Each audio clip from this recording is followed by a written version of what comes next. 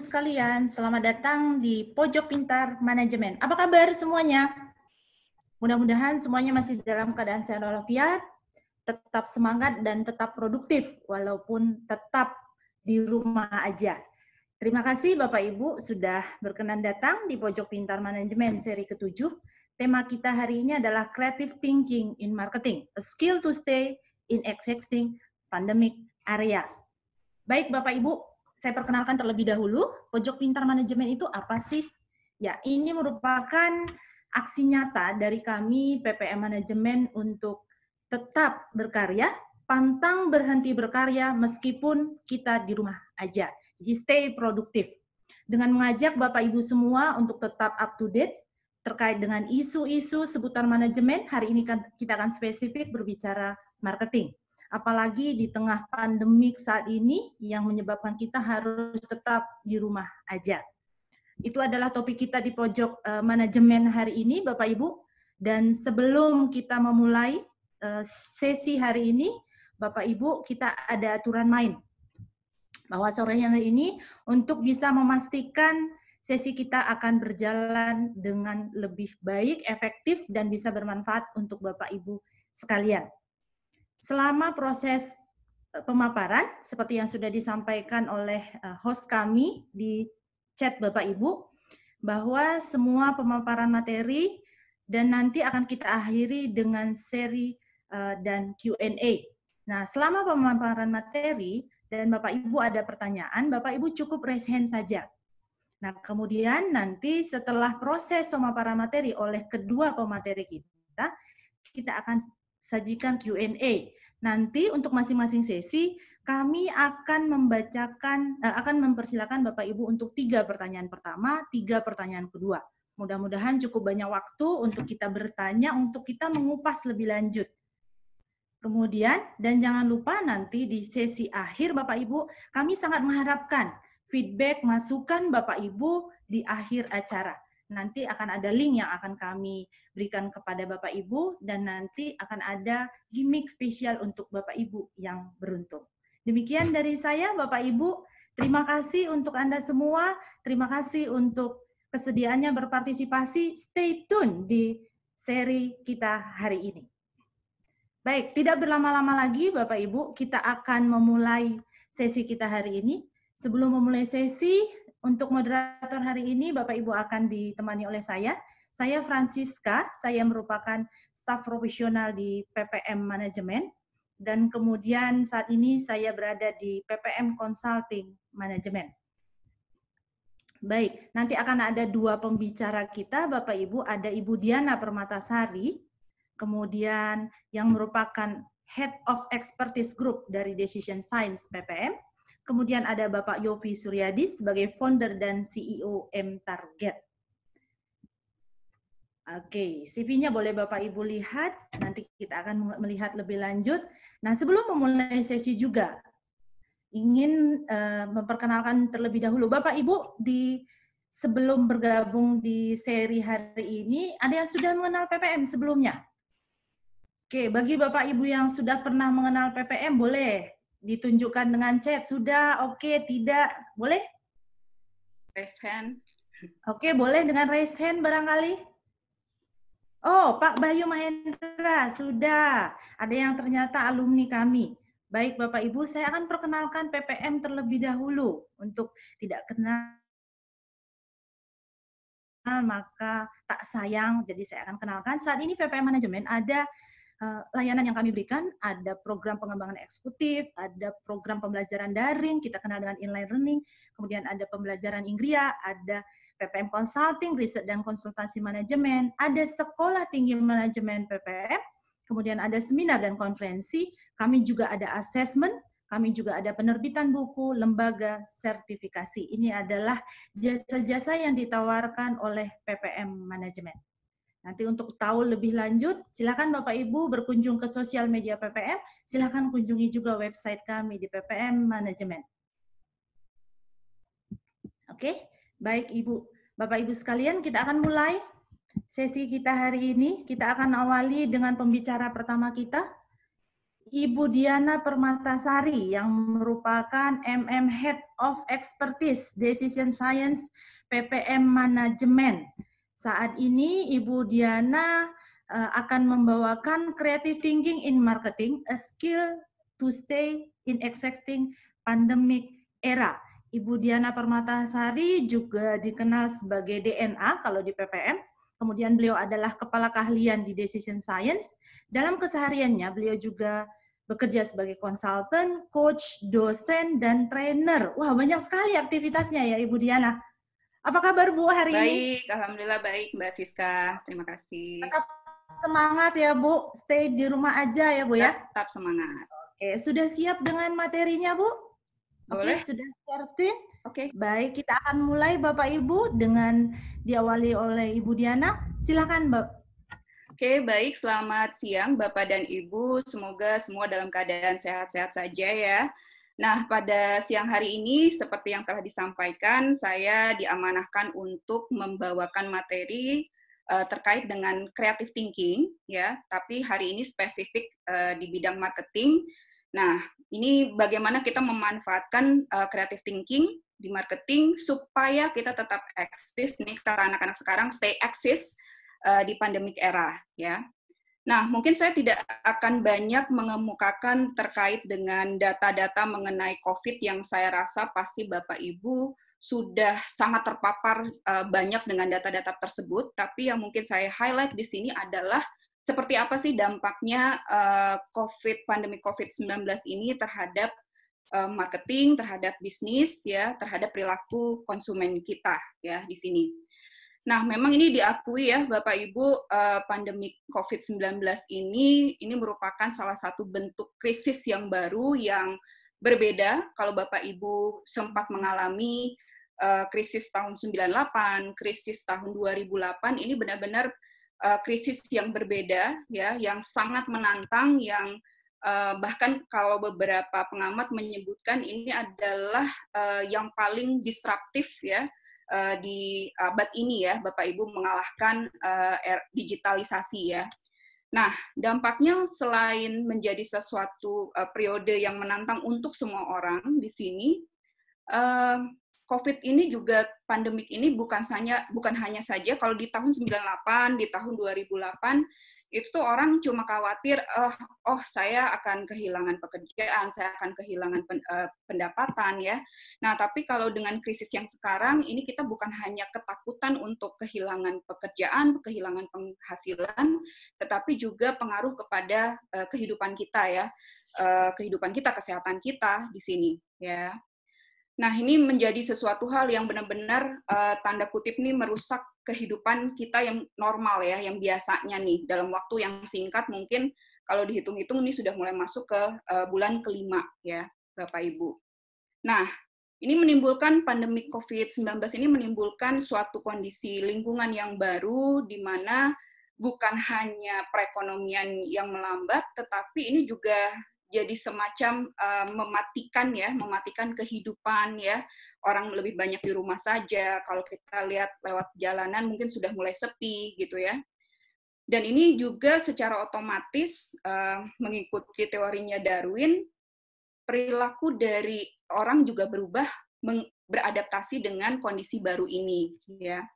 Nah, ada kondisi lainnya yang menjadi pertimbangan kita saat ini adalah keterbatasan dari sumber daya ya. Jadi kalau sekarang mungkin sebagian besar dari Bapak Ibu bekerja di rumah, mungkin hanya beberapa orang saja yang diperbolehkan datang ke kantor ya. Mungkin juga sudah mulai ada yang kesulitan untuk bahan baku segala macam ya. Jadi limited resources ini juga jadi salah satu tantangan kita di dalam era pandemik ini ya. Nah, kalau kita sebagai produk atau sebagai brand, ini gimana ya caranya? Jangan ngomong dulu masalah kita bisa bertahan atau tidak. Paling tidak kita usaha dulu sekarang gimana supaya kita tetap ada di masa-masa yang sulit ini, ya. Nah, ini menjadi masalah kita ya, Bapak Ibu, masalah yang kita hadapi sekarang kalau buat bisnis, itu bagaimana sih kita mempertahankan pelanggan kita nih saat ini. ya. Ini menjadi suatu masalah yang paling krusial buat kita. Di lain selain itu juga tentu saja masih ada yang tetap usaha bagaimana kita meng-attract customer, kalaupun belum bisa sekarang dia jadi customer kita, paling tidak dia bisa menjadi future customer kita. Nah, untuk itu, Bapak Ibu di sini kita dalam memecahkan masalah itu ya, dalam kondisi yang seperti ini kita tidak bisa lagi menggunakan cara-cara yang normal ya. Kita perlu ide-ide yang out of the box ya, sehingga di sini memang perlu mengadopsi cara berpikir yang baru. Nah, inilah yang saya perkenalkan yang namanya creative thinking ya, Bapak Ibu. Nah, kalau mendengar kata kreatif di sini, ini mungkin banyak yang bilang kreatif ini adalah cara berpikir yang bebas, gitu ya. Nah, tapi di sini saya mengemukakan bahwa, oke, creative thinking itu memang cara berpikir yang pada awalnya kita bisa berpikir sebebas mungkin, tapi pada akhirnya supaya itu bermanfaat untuk bisnis kita, nah, kita diharapkan tentu saja mempertimbangkan beberapa hal, ya.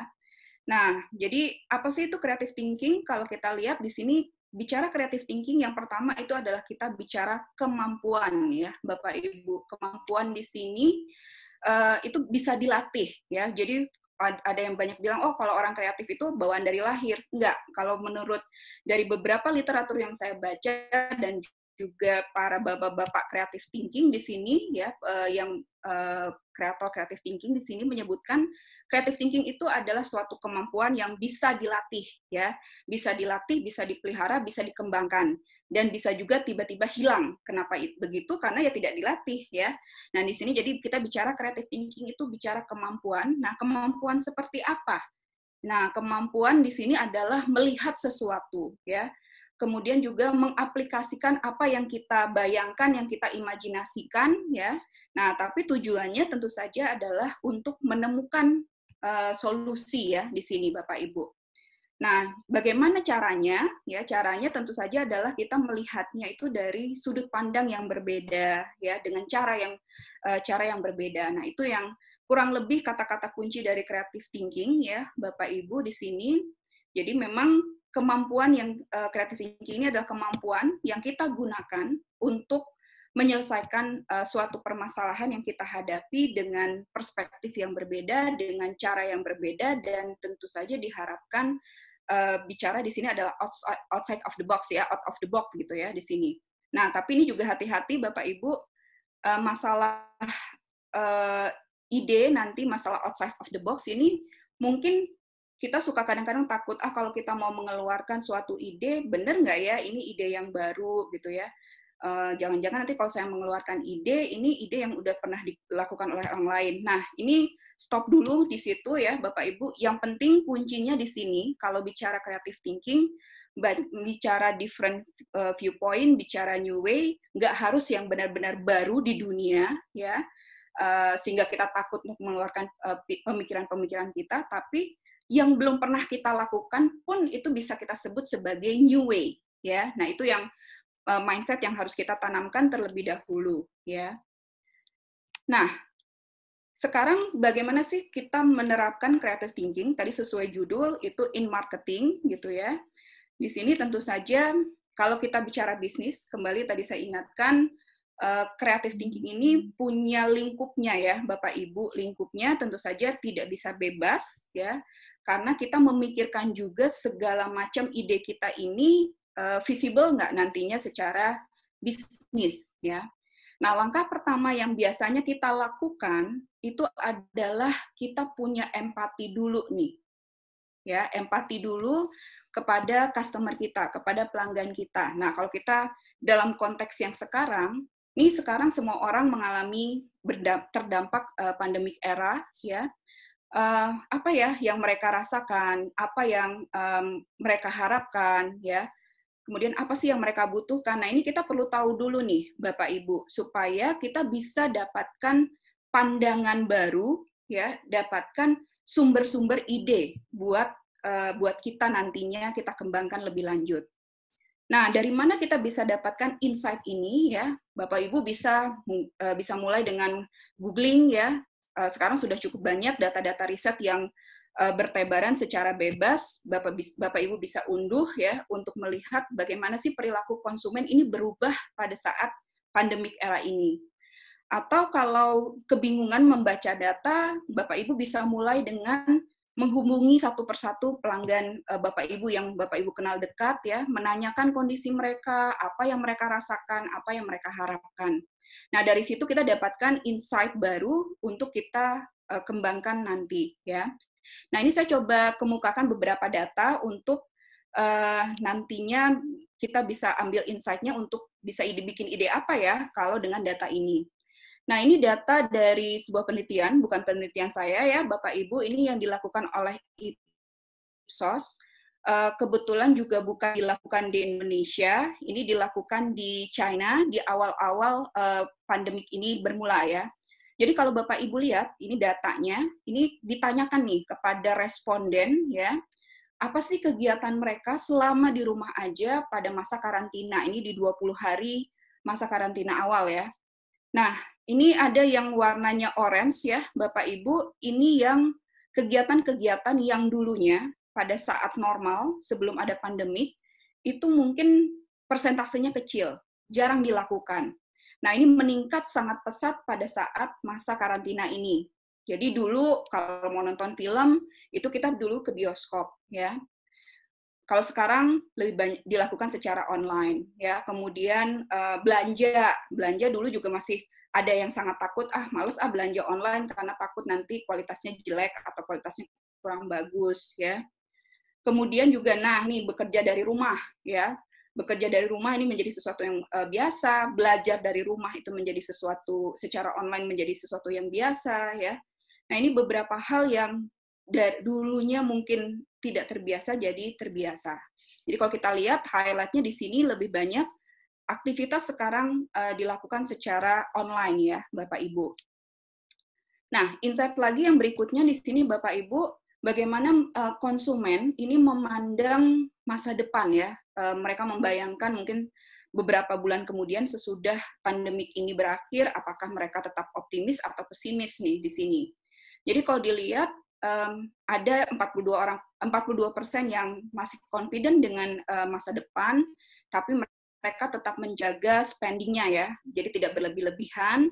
Nah, ada 41% yang sudah mulai mereduce, ya, mengurangi pengeluaran-pengeluaran yang tidak penting nih, karena merasa masa depan itu tidak jelas ya kondisinya. Nah, tapi ini juga ada 17% yang meningkatkan pengeluarannya nih, di sini pengeluarannya, tapi memang hanya untuk yang sesuatu yang terkait dengan kualitas hidup ya, kualitas hidup di sini. Nah, kita coba lihat nih, produk-produk seperti apa nih yang meningkat di masa pandemik ini dan mengalami penurunan ya, Bapak Ibu. Jadi beruntunglah Bapak Ibu yang ada di industri healthcare ya, makanan minuman, di layanan online ya. Nah, tapi bagaimana nih untuk Bapak Ibu yang ada di sektor yang di bawah ini ya. Mulai dari personal care product ya, tourism ya di sini, kemudian digital product. Ini apa yang harus dilakukan karena di masa pandemik ini nih terutama yang di bagian bawah ini adalah produk-produk sektor-sektor industri yang sangat terdampak ya. Nah, ini mudah-mudahan dari sini kita bisa mulai ya. Nanti mungkin banyak contoh-contohnya justru produk-produk yang ada di bagian bawah ya, Bapak Ibu.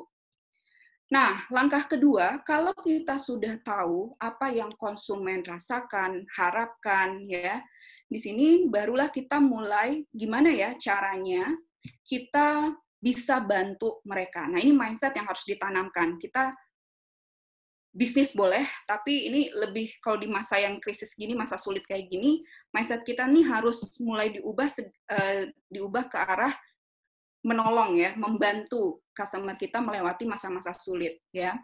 Nah, ini creating value for customer. Kalau untuk orang marketing, sumbernya dari mana? Sumbernya tuh nggak jauh-jauh ya, Bapak Ibu, dari marketing mix ya. Kalau Bapak Ibu yang bergerak di bidang produknya itu adalah goods, ini bisa bermain di produk ya, bisa di price, bisa di promotion, dan bisa di place.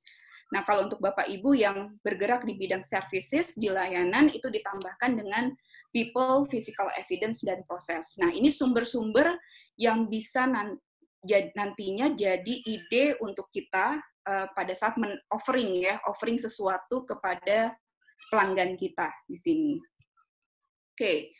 Nah, kalau kita sudah tahu tadi insight-nya seperti apa yang mereka harapkan ya, pelanggan harapkan, kemudian source of creating value-nya itu dari mana aja.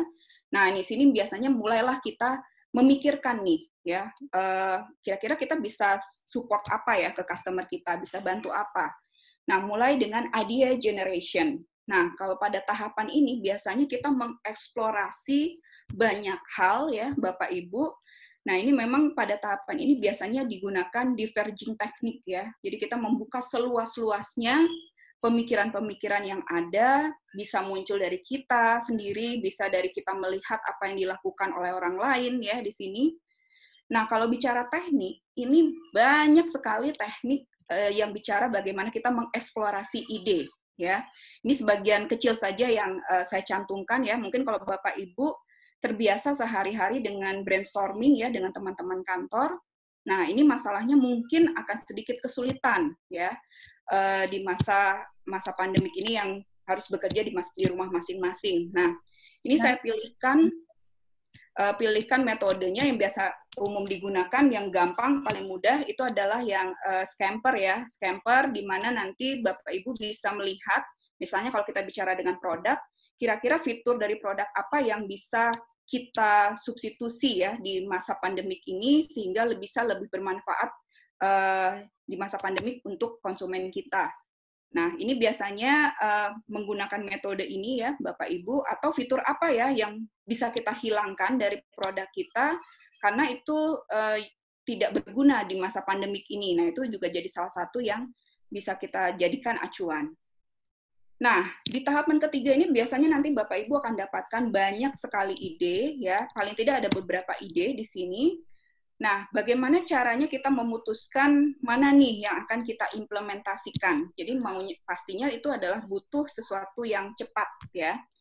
Nah, ini sini ada analisis kita lakukan untuk memilih mana ide yang akan kita implementasikan. Di sini biasanya kita menggunakan namanya converging teknik. Ada juga berbagai macam tekniknya, tools-nya ya, tapi ini saya pilihkan juga yang paling mudah, di sini itu ya COCD box. Di sini ada masalah implementasi dan masalah originalitas ide.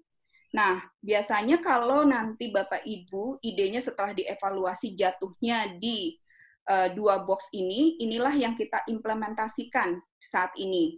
Ya, karena kita ingat bahwa tadi kita punya limited resources. Nah, kalau yang jatuhnya di yellow box, ya, yellow idea, nah inilah yang nantinya mungkin bisa kita pikirkan sebagai bahan kita nantinya sesudah masa krisis ini berlalu.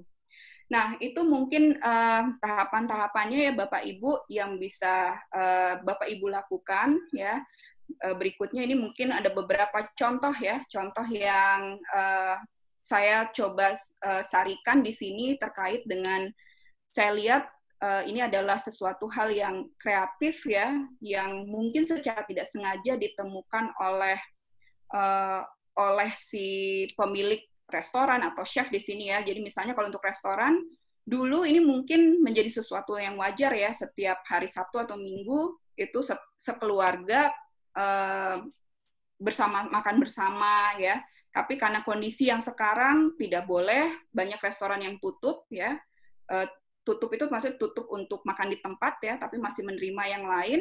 Nah, ini mereka mulai melakukan hal-hal yang saya juga lihat banyak yang share online tutorial dan resep ya. Kemudian juga ada yang karena memang slow penjualannya, itu bahan baku yang sudah dipersiapkan banyak, itu mereka juga akhirnya menjual frozen food ya, ready to cook ya, bahkan ada yang sama sekali nggak bisa buka gitu ya, karena punya beberapa keterbatasan ya, mereka mulai sharingnya ya memperkuat konten-konten di sosial media mereka ya di situ. Nah, ini beberapa contoh ya yang saya tangkap yang sesuatu hal yang kreatif yang mungkin Bapak Ibu bisa adopsi ya, bisa Bapak Ibu lakukan di bisnis Bapak Ibu. Nah, itu mungkin rasanya dari saya, Bu Siska, mungkin ada ini nanti pertanyaan yang bisa kita lanjutkan diskusinya pada saat sesi tanya jawab ya. Saya kembalikan ke Bu Siska. Sebentar. Baik, terima kasih Ibu Diana. Menarik sekali pemaparannya ya Bu ya. Ada cukup banyak metode bagaimana berpikir secara kreatif.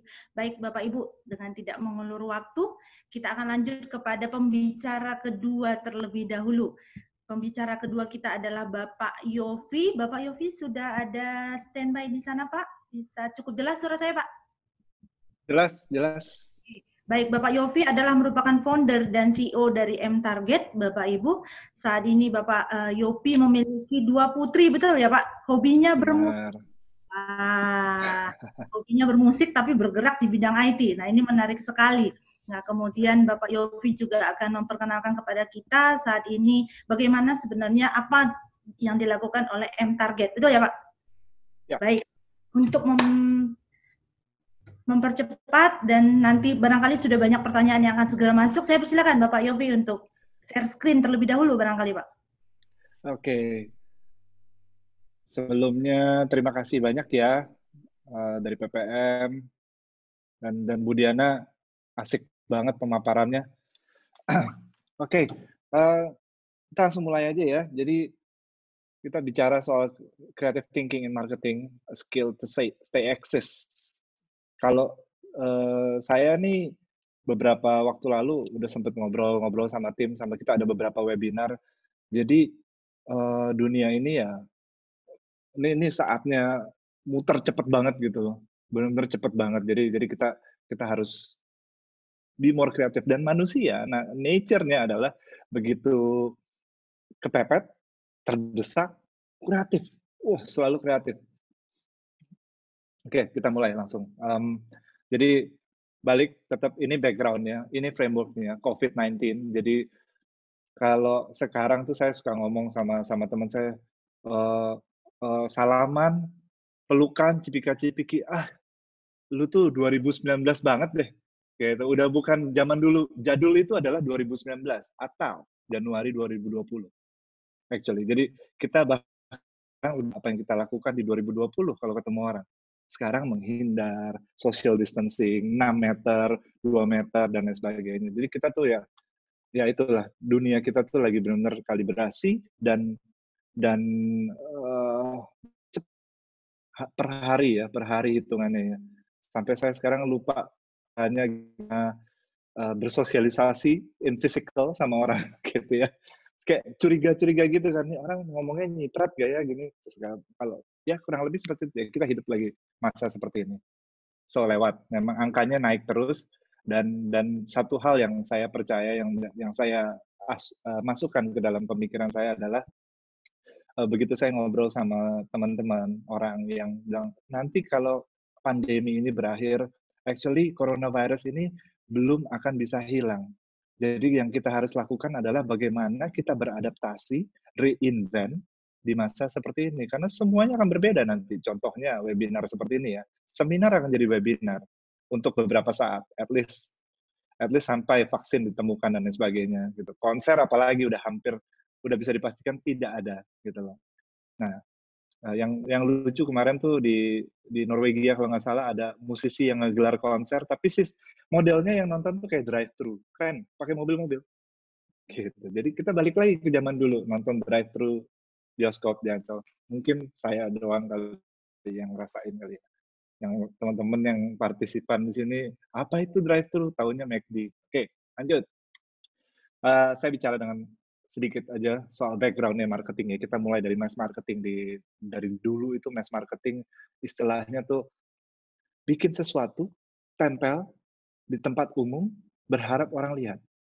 Nah, dulu itu hal yang baru. Orang lihat, wah oke. Terus habis itu kita masuk ke direct marketing. Direct marketing 1920 sampai 1940 itu bisa di masa-masa itu zamannya keemasannya Avon gitu ya. Jadi direct marketing, cold calling dan lain sebagainya, sales Nah, sekarang kita masuk yang ke sekarang ini ya, social and digital marketing. Bentuknya beda, di 2019 dan 2020 itu beda. Di teknologi saya bicara dari scope-nya teknologi. Jadi kalau di kami startup itu tahun 2014, 2015 ada buzzword-nya AI. Sebelum 2014 itu, sebelum AI itu kita pakai terms-nya itu yang buzzword-nya adalah big data analytics. Terus AI. Sekarang apa yang terjadi begitu kita bicara, oh ya startup teknologi kita pakai big data, everybody does that, gitu loh. Semua ngelakuin itu. Jadi the new normal itu sekarang jauh lebih cepat dari apa yang kita pernah bayangkan. Gitu loh. China udah ngeluarin langsung 7 tahun yang lalu mana pernah kebayang sih ada mobil yang bisa nyetir sendiri. Sekarang udah jadi taksi di China, gitu. Udah jadi taksi, can you imagine that? Gitu. Terus segala sesuatu yang tadinya science fiction akan menjadi science, mobil terbang dan lain sebagainya. Jadi orang-orang dalam kondisi seperti ini sudah dipaksa untuk menggunakan, kita kan cuma pakai 3% dari otak ya, kapasitas otak. Jadi mereka di-push abis. Gitu. Nah ini background-nya. Sama halnya di marketing. Sekarang zaman seperti ini, satu-satunya tempat kita beredar itu adalah our smartphone dan internet. Gitu. Masuk ke berikutnya. Nah, di sini begitu mulai work from home, terutama di Jakarta ya, banyak perusahaan yang langsung kayak sorry to say, jadi oh kita cut budget marketing segala macam. Yang sebetulnya itu langkahnya tidak tepat untuk cutting budget. Saat ini do nothing adalah langkah yang tidak wise. Jadi balik lagi, company kami M-Target itu core-nya email marketing. Dan dalam produk banyaknya itu kita ada marketing automation, ada landing pages dan lain sebagainya gitu loh. Nah, pas waktu mulai work from home, traffic-nya, usage-nya itu naik gitu loh. Jadi memang ada beberapa user kita yang memang kita udah educate gitu ya. Jangan di-stop kalau lagi begini. Cuman kontennya, tone-nya yang diatur, kreatifnya gitu. Jadi kayak misalnya nih ada tipe-tipe konten kreatif yang menurut saya tidak akan kepakai lagi di masa depan. Contoh, April Fool, April Mop, tanggal 1 April. Itu udah nggak akan kepakai lagi. Kita hidup di zaman di mana empathy nomor satu, tadi Budiana benar bilangnya. Empathy type of marketing. Jadi gelombang pertama yang sangat cepat berlalu juga adalah waktu mulai pandemik ini mulai spread global, dahsyat. Itu semua brand ngasih tahu, we are here with you. Kita ada bersama-sama dengan kalian. Nah, FYI menurut data saat ini tipe konten seperti itu kalau di email masuknya ke spam. Jadi udah masuknya ke spam. Bisa dibayangkan betapa rapid, betapa cepatnya kita harus memikirkan otak ya. Jadi banyak banget. Jadi konklusi dari slide ini adalah kalau mau stop segala sesuatu itu tidak wise gitu loh. Jangan, cuman juga jangan jor-joran gitu. Sekarang pasang billboard nggak ada yang lihat. Kurang lebih seperti itu ya. Harus pikir lagi channel apa yang paling tepat gitu. Benar tadi kata Budiana, harus research. Di Google banyak banget datanya. Oke, sekarang media apa yang paling banyak dicari sama orang? YouTube, udah pasti. So itu channel, email, sama channel juga. Instagram, Facebook, itu channel juga. Yuk, kita harus masuk ke area sono. Gitu.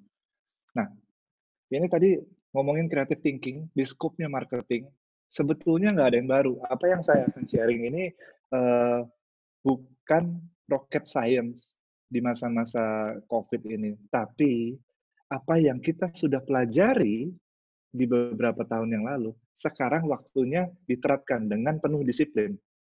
Jadi dulu misalnya kita ngomong analytical, oh ada yang namanya Google Analytics, ada yang namanya social media analytics dan lain sebagainya.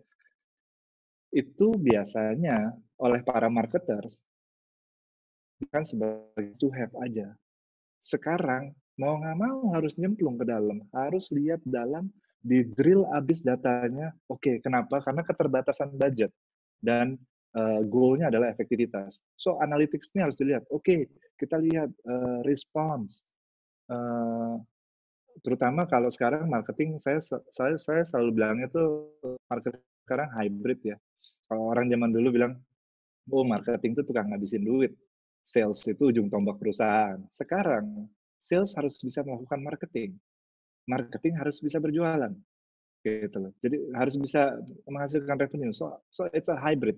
Jadi kalau kayak sekarang analytical thinking di dalam kreatif itu mulai tarik lagi, lihat ke dalam, oke, datanya apa?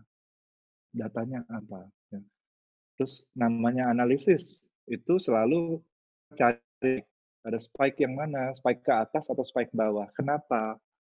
Waktu itu lagi apa? Nah, begitu ada yang spike ke atas, setelah dianalisa baru di double down. Selalu seperti itu. Terus berikutnya open-minded.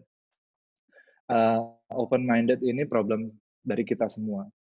Kita itu terkadang terlalu nyaman di dalam pemikiran-pemikiran kita, apa yang kita sudah jalankan sekarang. Makanya begitu ngomong, "Aduh, kamu 2019 banget sih," gitu.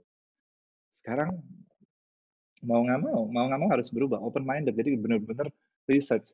Yang saya bisa lakukan, saya sarankan untuk teman-teman marketers adalah kalau saya lakukan biasanya begini, saya browsing. Saya menyempatkan diri untuk browsing sejam sehari setelah semuanya tidur di rumah ya, gitu kan. Lumayan riweh ya kalau kalau mau lagi browsing ada anak saya datang. Jadi saya siapkan waktu untuk browsing satu topik. Jadi cari tahu apa yang lagi terjadi. Kayak misalnya, dan usahakan kita nggak cari tahu banyak lagi tentang coronavirus karena saya rasa kita udah cukup banyak tahu ya. Apalagi di Indonesia dari WhatsApp University itu, wah, berita coronavirusnya itu dari mulai yang serem sampai yang hoax ada. Nah, jadi, saya lihat banyak trennya adalah, pivot pivot di marketing. Di bisnis juga banyak, bahkan Rolls-Royce, produsen mobil yang paling mewah di dunia sekarang masuk ke area madu, berjualan madu, gitu. Terus, Tesla, mereka produksi ventilator, itu dari sisi bisnisnya. Dari sisi marketingnya sudah pasti harus ada yang dirubah. Karena yang biasanya kita ketemu agensi atau enggak budgetnya besar, sekarang mau nggak mau harus di-press semuanya. Semuanya di-press. So pilih-pilih, eee, jadi saran saya untuk googling seperti itu adalah misalnya, oke, tren marketing 2020, tren marketing after coronavirus, habis itu lihat apakah yang relate ke bisnis kita coba. Nggak apa-apa gagal, fail fast, execute fast, gitu. Jadi zaman sekarang itu, it's okay untuk gagal. Nah, problem solving berusaha cari. Kalau ini problem solving, saya biasa kita sama tim itu cari. Nah, dari M-Target sendiri, yang problem yang kita lihat sekarang adalah banyak bermunculan UKM. Tadi Bu Diana ada mention tuh, frozen food. Buat saya bilangnya UKM, usaha kuliner mendadak. Jadi banyak ya yang rumahan sekarang itu mulai mulai berjualan apapun latar belakangnya. Ada yang mau coba-coba aja, coba-coba resep, ada yang mungkin kena layoff, ada yang buat bertahan hidup dan lain sebagainya. Apapun itu, nah ini sesuatu yang rising dan sesuatu yang rising ada problem. Jadi kalau saya dari kacamata marketing dan startup, it's a great time to start actually sekarang ini. Jadi nah cuman problem-problem mereka adalah nanti kita dipaksa untuk hadir secara digital. Dipaksa sekali. Nggak bisa digital, apa boleh buat, harus bisa. Kalau nggak jadi fosil. Benar-benar ketinggalan zaman. Jadi, nah ini problem yang kami lihat. Kami coba berusaha menjembatani orang-orang yang memang, mau go digital, gitu. Terus berikutnya lagi adalah sebentar. Nah, tadi Bu Diana sempat sharing soal bagaimana brainstorming, metodenya segala macam. Itu kan maksudnya kita udah tahu ya caranya. Cuman sekarang karena remote, semuanya harus dilakukan secara terstruktur banget. Jadi udah semua ilmu-ilmu itu harus diterapkan. So akhirnya kita kaget sebulan pertama dari 15 Maret, kaget dengan work from home. Saya coba untuk tidak menggunakan terms libur, Jadi libur itu begitu ngomong libur mindset-nya udah beda. Bangun tidur juga udah beda, rasanya beda. Tapi kita usahakan untuk coba. Ternyata good news, remote working itu lebih produktif. Dari apa ya? Karena sistem-sistem tadi itu ada OKR. Makanya startup kalau di kami itu yang naik booming itu kayak Zoom seperti ini atau enggak productivity tools. Mereka naik karena mereka solving satu problem besar yaitu trust dari apa working from home ini. Terus communication skills sekarang setidak-tidaknya kalau misalnya teman-teman ya wah saya nggak bisa nulis blog apa segala macam, setidak-tidaknya kita bisa nulis caption bagus, caption paling 1-2 kalimat gitu. Jadi belajarlah untuk ngelakuin. Nah ini dasarnya. Berikutnya ini quotes dari McKinsey company gitu loh. Mereka itu, nah ini yang tadi saya bilang, dulu ngomonginnya big data dan lain sebagainya, sekarang waktunya diaplikasikan semuanya. Jadi benar-benar nggak bisa apa ya? Menurut saya nggak bisa kira-kira lagi, jangan bisa lagi karena budget yang terbatas dan waktu yang begitu cepat berubah. Kita pakai tadi malam misalnya di Instagram ada campaign kreatif tuh kontennya gitu. The apa ya? The the the the the best person I've ever known. Terus begitu orang lihat itu ada profile picture kita padahal itu pakai fiturnya Instagram, komen yang ditaruh segala macam. Itu lucu dan bagus banget. Efeknya dahsyat banget. Buat saya coba tadi malam. Buat saya efeknya dahsyat banget karena teman-teman yang tadinya nggak pernah ngobrol jadi oh thank you terus kita jadi ngobrol how are you apa. Dan di situ ada satu problem yang solve yaitu sosialisasi gitu. Jadi marketing itu harusnya kita nggak melulu hard selling. Marketing itu harusnya uh, lebih menyentuh lagi ke apa ya person to person lah, personalisasi. Nah di sini personalisasi. Kalau di email marketing dulu awalnya personalisasi itu adalah nyebut nama. Ada teman-teman yang dapat email ya dari e-commerce, dari marketplace atau dari Gojek atau Grab misalnya. Hai Yopi, misalnya tanggal 25 sampai tanggal 30 biasa dikirim. Waktunya gajian nih gitu loh. Silahkan beli ini. Nah, itu personalisasi dalam bentuk atribut. Yang kita bicarakan lebih dalam lagi setelah kita lihat datanya, personalisasi dalam bentuk behavior. Jadi kalau buat saya, sekali lagi ini pendapat saya pribadi, yang bicarakan dulu ses A, ses B, demographic profile dan lain sebagainya, sekarang sudah tidak relevan lagi. Untuk melakukan kegiatan marketing, campaign dan lain sebagainya itu sudah tidak relevan lagi. Kenapa? Karena demographic profile terbukti tidak ada korelasinya.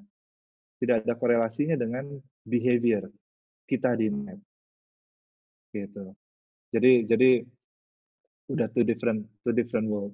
Nah, makanya personalisasi itu kita perlu tahu data orang ini sukanya lihat apa dari campaign yang kita lakukan, terus tertariknya apa, terus kita kasih konten yang sesuai konteks gitu. Makanya sekarang kita kalau lihat di Instagram ya, saya nggak tahu apa cuman saya doang, teman-teman juga ya. Buat saya tuh saya termasuk orang yang nungguin iklan di Instagram. Karena buat saya menyenangkan, apalagi iklan-iklan dari contoh ya, saya sebut nama aja, AliExpress gitu ya misalnya. Saya suka sekali browsing di AliExpress. Itu buat saya itu kayak hardware-nya saya tuh waktu zaman physical.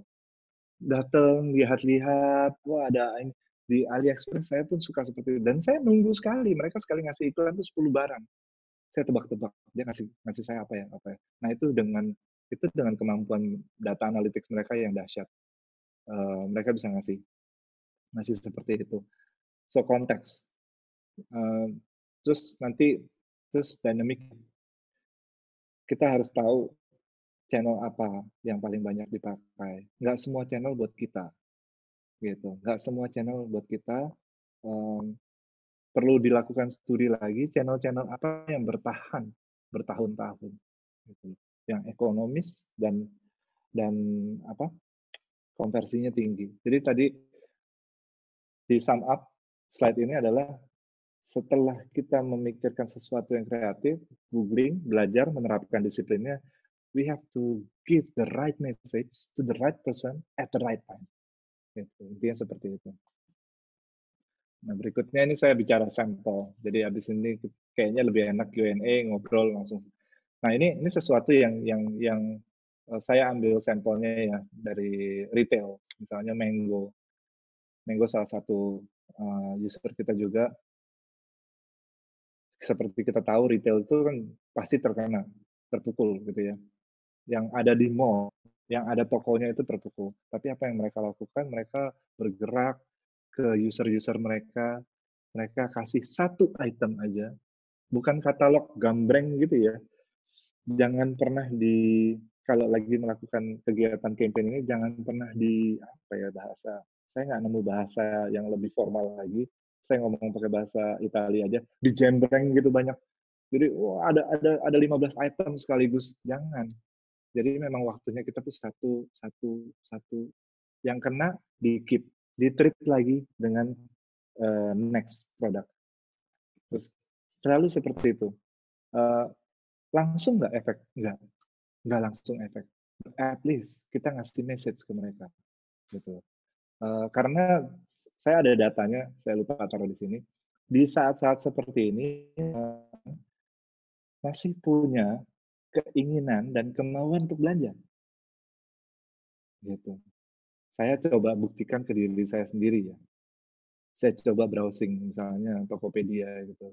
Saya surfing di Tokopedia, ada satu yang saya tidak rencanakan nyantol, saya beli gitu loh. Kurang lebih seperti itu. Tapi datanya menunjukkan seperti itu. Tapi yang dibeli itu bukan sesuatu yang tersier banget, yang mewah sekali, tidak. Makanya tadi Rolls Royce itu pindah ke madu. Pivot, banyak yang pivot. Marketing juga melakukan pivot. Pivot itu kalau di basket itu istilahnya satu kaki tetap, kaki lain berubah arah. Radikal nggak berubahnya? Tidak sama sekali. Cuman satu kaki pindah, tapi arahnya udah berubah total. That's pivot. Gitu. Jadi di marketing pun ngelakuin gitu. Rubah yang kecil, tapi bergeser. Nah, yang sebelah kanan ini, yang katalog promosi ini, apa yang kita lakukan, langkah nyata untuk para UKM, usaha kuliner mendadak tadi. Jadi, disebarkan teman-teman, kita memanfaatkan habitnya orang-orang di Indonesia ini yang suka nyebar sesuatu di WhatsApp gitu. Kita manfaatkan. Masa sih hoax aja yang suka disebarin, tapi yang kayak gini-gini ngebantu. So kita bikinkan katalognya. Mereka nggak bikin website segala macam, dibikin aja, jadi disebarin. Nah ini udah per area. Requestnya sekarang udah banyak banget. Ada yang Serpong, Bintaro, Bandung, dan lain sebagainya. Yogyakarta, Malang juga ada. So ini salah satu problem solving. Making money nggak? Nanti. Kalau ada impact-nya, money is a byproduct. Dia akan datang dengan sendirinya gitu. Jadi perlu banget teman-teman untuk punya strong reason melakukan marketing. Jadi saya sebagai marketer juga saya mau menyarankan kita harus bisa merubah stigma orang terhadap marketers. Apa dikit-dikit jualan. No, kita harus berubah, shifting, empathy, terus kita punya empathy marketing lah, itu benar-benar penting banget, kasih apresiasi ke orang banyak. Terus kayak di bawah tuh Transmart juga delivery, sama sekarang juga lagi salah satu bisnis yang naik daun adalah delivery, dan over demand, benar-benar over demand. Yang turun adalah ride hailing, transportasi, Gojek dan lain sebagainya, tapi yang naiknya saya rasa itu saling substitusi ya, gitu. Nah ini sampel-sampelnya sih. Saya lebih seneng setelah ini kita ngobrol Q&A, saya kasih kembalikan lagi ke Mbak Siska. So it's sekilas dari saya. Terima kasih atas waktunya.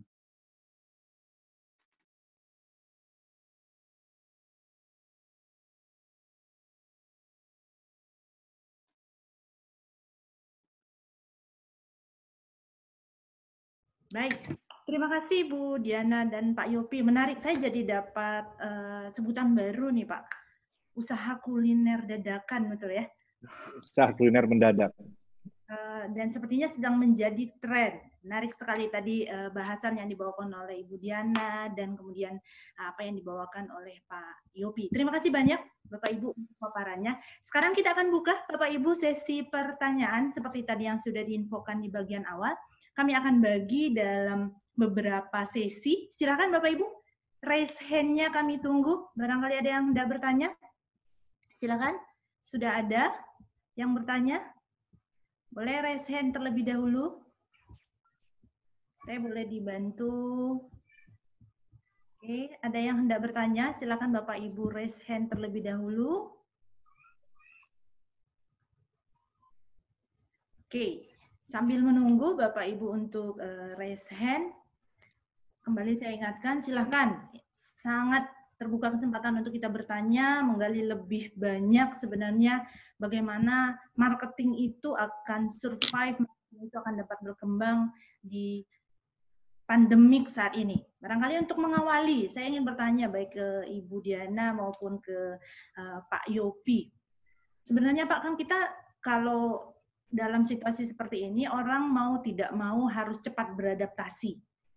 Nah, sebenarnya apa sih yang barangkali kita katakan baik itu untuk perusahaan, saya sebut saja usaha kuliner tadi Pak, kemudian di startup barangkali di Pak Yopi, dan tadi Bu Diana juga bercerita creative thinking. Apa sih sebenarnya yang sangat perlu sekali disiapkan seseorang, terutama waktu dia memasarkan dan kemudian untuk memastikan dia akan sustain, apa sebenarnya yang penting sekali, yang utama sekali disiapkan oleh seorang marketer, baik itu untuk usahanya, baik itu untuk dia secara personal, untuk bisa survive di pemasaran saat ini? Apa tuh yang harus disiapkan? Kalau buat saya yang harus disiapkan adalah knowledge. Jadi perbanyak wawasan. Jadi yang namanya belajar dan edukasi itu ada beda tipis deh. Kalau belajar kita seumur hidup kita akan belajar. Kalau edukasi memang ada jenjangnya, ya, sampai suatu titik kita menyelesaikan edukasi kita. Tapi kalau belajar itu memang tidak ada pernah habisnya. Saya ngerasa di zaman sekarang ini kayak istilah yang, aduh, gua gaptek nih. Nah, itu harus dibuang karena gimana tidak kita akan hidup dengan teknologi di masa depan. Jadi pelan-pelan belajar nggak apa. Contohnya Zoom ini punya di bulan Desember 2019 usernya cuma 10 juta. Di bulan per hari ini udah mau nyentuh 400 juta. Dan yang menggunakan itu nggak semuanya pekerja. Ada yang bapak saya gitu loh, ibu saya juga yang tadinya nggak bisa. Toh sekarang mereka bisa pakai Zoom, bisa mute, mereka punya mikrofon, bisa bikin gallery view apa. Sebetulnya ya kita perlu belajar aja sih, siapin knowledge, dan tulisan-tulisan itu sekarang banyak banget yang harus pilih-pilih ya konten apa yang masuk ke kepala kita gitu. Itu sih buat saya, kreatif itu akan datang dengan sendirinya. Oke. Belajar tadi menambah informasi. Kalau dari Bu Diana gimana tuh? Ya, saya setuju dengan Mas Yopi ya. Jadi kalau masalah belajar itu adalah seumur hidup, dan juga masalah kemauan ya. Kalau kayak tadi, aduh saya gaptek nih, nah itu sebenarnya patut dipertanyakan kemauan untuk belajarnya ya. Nah, biasanya kalau dalam kondisi terdesak, kemauan itu memang kalau biasanya ya sehari-hari harus push gitu ya. Nah, kalau dalam keadaan terdesak itu biasanya akan mau tidak mau, jadi ya mau tidak mau harus belajar. Seperti dalam kondisi sekarang, yang dulunya nggak mau belajar tentang digital, ya memang mau nggak mau harus belajar. Nah ini selain masalah tadi knowledge ya, itu juga masalah kemauan. Jadi salah satu modal yang utama pada saat sekarang ini ya. Jadi selama ada kemauan, itu pasti akan selalu ada jalannya. Itu sih kalau dari saya. Baik, ada belajar, kemauan, dan ternyata bisa jadi ada situasi yang mendorong seseorang itu untuk tetap cepat, betul ya, Bapak Ibu pembicara. Baik, saya coba colek lagi pada partisipan. Ada yang hendak bertanya? Tadi sempat ada yang bertanya bagaimana untuk raise hand. Apakah sudah berhasil? Baik. Oke, baik. Tadi ada yang mau raise hand, boleh barangkali jika memang ada kesulitan, host boleh dibantu untuk membantu beliau untuk unmute atau seperti apa? Oke, barangkali ada Bapak atau Ibu nih, Ibu Deshandri Rashid. Oke. Oke, silakan. Sudah bisa? Ya, Pak, Bapak, Ibu Deshandri Rashid. Sudah bisa, Pak? Bu? Oke, sepertinya masih ada kendala terkait dengan jaringan. Jadi saya mau bertanya lagi nih. Jadi saya yang punya banyak kesempatan nih, dapat ilmu banyak, punya kesempatan untuk bertanya langsung kepada ini nih, ahli-ahlinya. Baik. Itu sudah ada yang bertanya, Bu Siska. Oke, boleh. Siapakah di sana? Oke, Pak. Belum katanya, belum mau bertanya, menyimak dulu. Oke. Pak Fahmi Diar ini. Pak Fahmi Diar, terus kemudian ada Bu Ira. Oke, Pak Fahmi. Barangkali kita awali dengan penanya yang pertama yang beruntung, Bapak Fahmi. Boleh dibantu, Pak Fahmi? Oke, selamat sore Ibu Siska. Terima kasih waktunya. Silakan, Pak. Ya, tadi menarik dari informasi yang disampaikan sama Bu Diana yang pertama kali bahwa di saat kesempitan datang itu biasanya kita akan muncul ide kreativitas, inovasi seperti itu. Nah, dalam materi yang pertama disampaikan tadi ada empati dan fokus terhadap customer. Nah, biasanya kan kalau ketika kita fokus terhadap customer kan kita mencari tahu apa yang dibutuhkan customer dan menciptakan solusi untuk customer tersebut. Contoh seperti itu. Nah, biasanya kita juga akan berpikir secara dua arah, baik secara konvergen itu teratur, sistematis, atau divergen yang secara fleksibel gitu, atau loncat-loncat. Nah, itu gimana caranya kita memunculkan kreativitas kita untuk pola pikir kita yang berbeda-beda nih. Kadang ada yang berpikir secara sistematis, yang konvergen, ada yang secara divergen atau loncat-loncat. Terima kasih. Oke, berarti ini langsung dijawab, Bu Siska? Oke, saya langsung jawab ya. Terima kasih nih Pak Fahmi untuk pertanyaannya. Ya, memang betul ya tadi. Jadi seperti yang saya ungkapkan tadi ya, Bapak dan Ibu, kreativitas itu sebenarnya adalah kemampuan yang sudah sebenarnya semuanya kita miliki. Hanya kadang-kadang sejalan dengan beriringnya waktu, ada yang semakin bagus kreativitasnya, ada yang juga semakin tidak kreatif. Kenapa? Itu biasanya paling banyak dipengaruhi oleh lingkungan kita, ya lingkungan sekitar kita. Nah, kapan orang bisa kreatif? Itu biasanya tadi. Pertama, kalau mungkin tadi ada beberapa hal yang sudah sempat dikemukakan oleh Mas Yopi ya. Memang kita harus berpikiran terbuka dulu ya. Jadi kalau di kantor ya, di tempat kerja ataupun di sekolah, ya itu menjadi salah satu yang harus diubah mindset-nya, masalah bahwa semua orang punya pendapat, dan pendapat itu jangan dulu disalahkan ya, tapi didengarkan dulu, karena pasti punya alasan, punya reason kenapa dia mengemukakan itu. Nah, itu yang kadang-kadang memang banyak budaya di kita ini yang masih kayak semacam apa ya, pakai atau kemudian juga kalau bos ataupun kalau di sekolah masalah guru gitu ya, itu adalah guru atau bos yang selalu benar. Nah, itu yang hal-hal yang seperti itu kadang-kadang mematikan kreativitas. Sehingga, tapi agak susah juga mengubah budaya itu secara sendirian ya, Bapak Ibu. Nah, jadi biasanya memang harus kembali masalah kemauan kita untuk dari diri sendiri, kita mau menjadi orang yang kreatif atau tidak. Kalau kita mau menjadi orang yang kreatif, itu kita mulai dulu dari diri kita. Tadi pertama adalah berpikiran terbuka. Jadi kalau ada orang mengkritik kita, ya kita terima aja. Itu malah jadi masukan untuk kita memikirkan ulang apakah yang kita sampaikan ini, misalnya tadi ada yang kurang tepat atau kurang. Jadi hal-hal seperti itu yang harus kita kembangkan. Nah, juga masalah jangan takut untuk mengeluarkan pendapat. Di awal-awal mungkin diketawain, tapi mungkin di suatu saat ide itu justru menjadi sesuatu hal yang berguna, gitu ya. Nah, hal-hal seperti itu yang mindset-mindset yang harus diubah, yang dari kita sendiri tuh harus mau ya, harus mau punya kemauan untuk menjadi kreatif itu sendiri ya. Jadi jangan takut untuk mengeluarkan pendapat. Kemudian kalau ada orang kritik, yaitu diterima dengan baik. Kemudian juga kalau ada teman yang mengemukakan pendapatnya, kita coba dengar dulu. Siapa tahu itu juga memperkaya pendapat kita, ide kita. Nah, hal seperti itu sih Pak Fahmi ya, yang mungkin bisa kita lakukan untuk kita menjadi lebih kreatif. Oke, baik. Terima kasih. Apakah itu menjawab atau masih kurang, Pak Fahmi? Pak Fahmi, gimana, cukup menjawab penjelasan dari Ibu Diana, Pak Fahmi? Oke, baik. Kita lanjutkan dulu barangkali ya Bu, sudah ada penanya berikutnya. Terima kasih Pak Fahmi untuk pertanyaannya. Kita lanjut untuk penanya berikutnya yang sudah raise hand, ada Ibu Ira. Oke, boleh dibantu untuk unmute kembali. Ada Ibu Ira yang akan menyampaikan. Oke, sudah di-reply oleh Pak Fahmi, katanya sudah Bu. Terima kasih banyak Ibu Diana.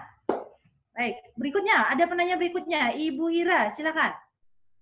Iya, sorry Bu. Sorry saya nggak bisa nyalain video, soalnya sini internetnya nggak stabil. Oke, baik. Oke, saya Ira. Saya mau nanya relate ke perusahaan tempat saya kerja. Jadi saya kerja di perusahaan bahan bangunan. Terus ada yang mau saya tanya, ada beberapa. Yang pertama, kan kalau tadi dari data yang di-share dari Bu Diana kan ada industri-industri yang jadi naik banget sama industri-industri yang kepengaruh turun.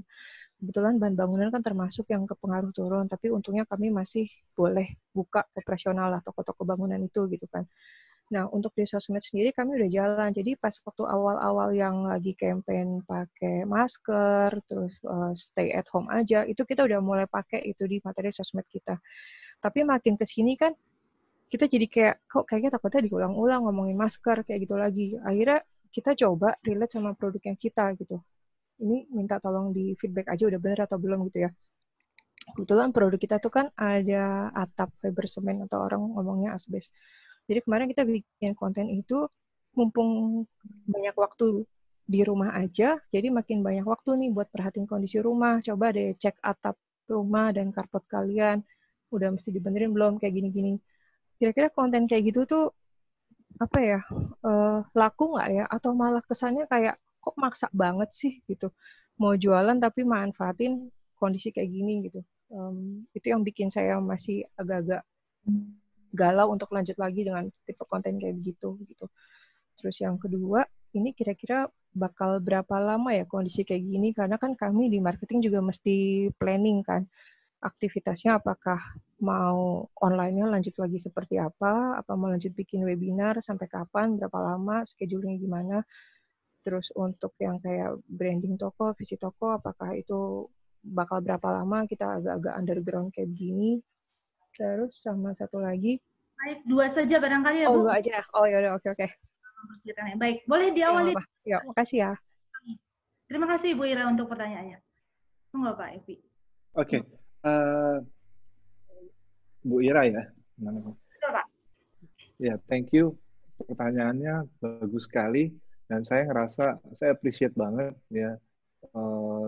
Maksudnya jualannya asbes, toko bangunan, dan doing social media campaign, sebetulnya nggak ada yang salah selama itu tidak menyentuh area mocking brand lain, menghina brand lain, atau apa ya sara dan lain sebagainya. Nah, tadi kan kontennya kan awal-awal itu penggunaan masker segala macam, ada takut nggak repetisi? Saya rasa tidak sama sekali. Jadi di marketing itu kan ada konsepnya, cycle-nya ya, namanya tell, and sell. Ya, we don't sell every time gitu. Kita tidak berjualan setiap saat. Jadi ada ya, saya kasih sampel biar enak. Jadi setiap dari kita punya teman kita di Facebook yang setiap hari kerjaannya posting dagangan yang bukan buat kita. Benar nggak? Selalu setiap hari posting open PO ini terus seperti itu. Nah, itu kadang-kadang memang jadi annoying. Gitu. Cuman kalau kita tell the story, jadi kalau trennya marketing di Indonesia dulu sebelum COVID ini kita cenderung untuk sell. Setiap kali melakukan campaign, terutama sosial media itu cenderung untuk sell. Nah, kita lagi dipaksa untuk mengikuti apa yang seperti di negara-negara maju lakukan. Artinya mereka melakukan marketing dengan story, dengan cerita. What drives America? It's just marketing. Jadi cuman di sana yang dunia olahraga bisa sebegitu glamornya karena marketingnya kuat sekali gitu. Sama, kita lagi dipaksa shifting seperti itu. So menurut saya tidak ada salahnya dengan repetisi. Karena mau ngomongin apa lagi, masa ngomongin politik? Kan enggak juga gitu loh. Ya kita ngomongin selalu konten yang bisa dikasih ke audiens. Terus contoh satu, kalau berbelanja di tempat kita, bisa dipastikan aman. Karena pegawai kami menjaga jarak dan kasih tahu ke orang bahwa kita hygiene. Itu satu. Yang kedua, pertanyaan berikutnya, akan berapa lama seperti ini? Saya bukan ahli virus dan lain. Buat saya, dari sejak bulan kedua, jadi ada tipe manusia yang berubah nih. Pertama-tama kita tuh masuk ke area manusia yang paranoid, ketakutan sekali. Ada tipe orang juga yang ignoran. Bisa kita lihat di beberapa daerah di Jakarta juga ada yang ignoran gitu loh. Bodoh amat deh gitu loh. Deket-deket dan lain sebagainya. Terus tapi tipe ketiga tuh yang free. Oke, kita tahu ini ada, ini bahaya kalau kena, apalagi kalau ada penyakit dalam, tapi kita bisa hidup dengan ini, dengan syarat jaga jarak. Jadi kalau dari bulan kedua saya udah set pandemik ini, coronavirus ini memang belum akan berakhir. Yang bisa kita lakukan adalah menekan dan hidup bersama ini. Jadi saya udah nggak pikir lagi. Teman-teman ada yang ngomong, nanti kalau udah berakhir ya, pandemi corona, kita bisa ketemu lagi. No, udah tidak akan ada lagi. Tadi saya juga udah bilang. Jadi, saya udah ngeset, oke, tutup buku, jalan yang baru. Jadi kontennya seperti itu. Tadi kontennya, waktunya ngecek atap rumah nih, itu saya lakukan, serius. Jadi selama ini saya nggak pernah ngecek atap rumah saya, cari bocor halus tuh susah banget. Dan nggak punya waktunya. Nah, mau sebetulnya kalau kata Budiana tadi, saya nggak mau ngecek genteng. Tapi sekarang saya anak genteng jadinya. Nah, kan nggak apa-apa. Dan Instagram itu nggak bisa memang untuk jual. Marketing itu tidak bisa hard selling terus-terusan. Hard sell never works. Definitely. Apalagi sekarang ini. Di mana kita udah, tapi dengan empathy, misalnya cek dulu gentengnya bocor apa enggak. Kasihan keluarga kalau kena tetesan air hujan lagi tidur. Orang akan mikir kok. Jadi menurut saya apa yang Bu Ira udah lakukan itu baik banget, bagus banget, dan untuk tipe produknya it was outstanding, bagus sekali. Kalau makanan mah gampang aja ngelakuin marketingnya, benar nggak? Baju dan lain sebagainya. Tapi kalau ini kan tipenya lumayan susah kalau dulu. Gitu. Itu dari saya. So aman. Baik, terima kasih Mas Yopi. Kita lanjut dulu ke Ibu Diana. Gimana tuh Bu? Terkait dengan produk bangunan, asbes. Ya, kalau saya menambahkan saja dari Pak Yopi ya. Jadi tadi memang kalau kita bicara tadi konten-konten yang sudah Bu Ira sampaikan nih ya, bahwa nggak apa-apa, boleh direpetisi ya. Mungkin juga kembali tadi ya, menekankan masalah empatinya ya, Ibu. Jadi mungkin di sini selain tadi mungkin jualan produknya seperti yang tadi Mas Yopi sudah sampaikan, jangan terlalu hard selling ya, tapi mungkin bisa disampaikan misalnya tadi bagusnya produk kita tuh seperti apa, keunggulannya seperti apa. Kemudian mungkin kadang-kadang nggak perlu jualan tentang produk ya, tapi misalnya tips tentang bagaimana supaya genteng nggak cepat bocor, misalnya ya. Itu kalau ada tipsnya itu mungkin akan bagus juga ya. Ibu ya, jadi mungkin tidak melulu hanya masalah tadi masker, penggunaan masker, tapi juga mungkin ditambahkan masalah konten produknya, keunggulan produk ya, ataupun juga tips and trick bagaimana misalnya kalau kayak sekarang nih manggil tukang kan susah nih ya, kalau misalnya ganti genteng yang bocor. Nah, ada nggak cara atau how to ya mengganti genteng sendirian? Nah, itu kan juga bisa jadi salah satu konten ya. Ibu. Nah, itu mungkin dari saya. Jadi kalau menurut saya sih kontennya nggak apa-apa direpetisi ya, tapi mungkin bisa dibuat lebih variatif dengan tambahan-tambahan misalnya tips tadi ya, atau how to gitu ya, Ibu. Itu aja sih kalau dari saya. Oke, baik. Terima kasih Pak Yopi dan Ibu Diana untuk tanggapannya. Dan terima kasih Bu Ira untuk pertanyaannya. Menarik sekali ya. Ada satu produk yang kita kenal. Baik, saya akan lanjut dulu ke chat yang sudah saya terima dari Ibu Margareta. Terima kasih Ibu Margareta untuk pertanyaannya kepada Ibu Diana dan Pak Yopi. Bagaimana dengan ide kreatif yang berhadapan dengan regulasi ini, Pak Bu, terutama di bisnis perumah sakitan? Waduh, pertanyaan yang menantang. Ya. Pak Yopi atau Bu Diana, mau silakan. Oke, saya coba jawab dulu ya. Jadi memang, nah ini kalau bicara masalah regulasi ya, regulasi bisa dikatakan itu kadang-kadang menghambat kreativitas, tapi ya kita juga nggak bisa menentang ya, Bapak dan Ibu. Jadi memang ini justru menjadi tantangan kita lagi, bagaimana caranya kita bisa tetap kreatif di bawah regulasi yang ketat misalnya ya. Nah nanti mungkin bisa dicari kalau misalnya regulasi itu misalnya terbentuk regulasi tertentu, nah kita bisa coba lihat kenapa ya kita tidak bisa regulasi itu kenapa harus dipatuhi misalnya ya. Itu kan pasti ada alasan-alasannya, ada dasar-dasarnya. Nah kira-kira kita bisa ambil angle yang mana untuk ide kreatif kita bisa masuk. Nah hanya kalau menurut saya sih memang regulasi ya sebaiknya jangan dan tidak ya, jangan dan tidak dilanggar. Kalau memang sudah ada regulasinya seperti itu, ikuti. Nah, tapi bukan berarti kita tidak bisa kreatif. Justru mencari peluang lain untuk kita bisa tetap mendeliver produk kita atau berkreasi dengan produk kita. Itu sih kalau dari saya. Mungkin bisa dari Pak Yopi, silakan. Terima kasih Bu Diana. Silakan, monggo Pak Yopi di-unmute kembali, Pak.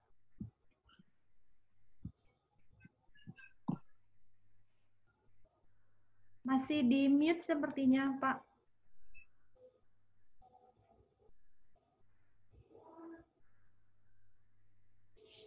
Ya, Pak Yopi bisa. Oke, baik, terima kasih Pak. Silakan Pak. Saya kurang gitu jelas kalau tadi berhubungan dengan regulasi, maksudnya seperti apa. Tapi kayak konten untuk rumah sakit itu, menurut saya waktunya banget untuk semua postingannya. Tapi arahnya lebih ke arah buat saya. Kalau rumah sakit itu yang cocok sekarang adalah apresiasi untuk kontennya.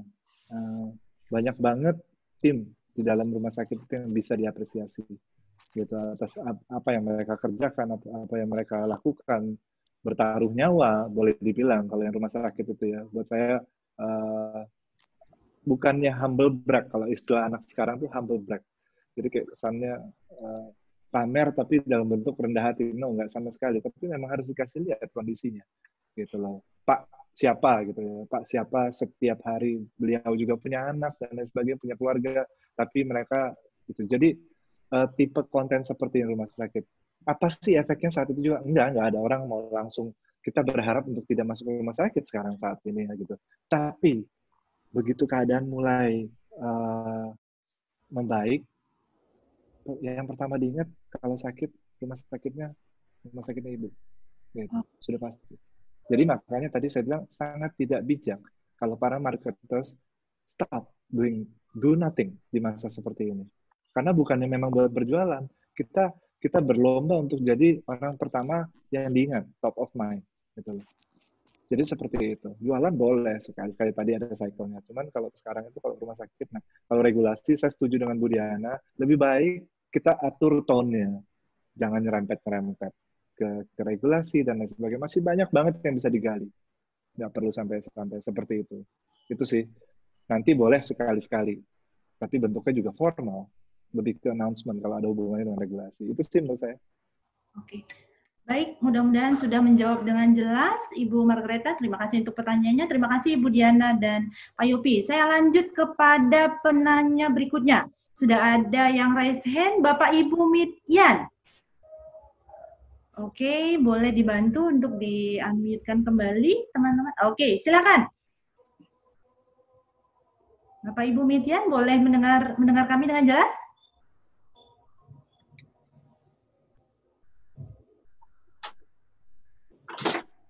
Halo, selamat sore. Boleh, Pak? Sore. Ya, selamat sore.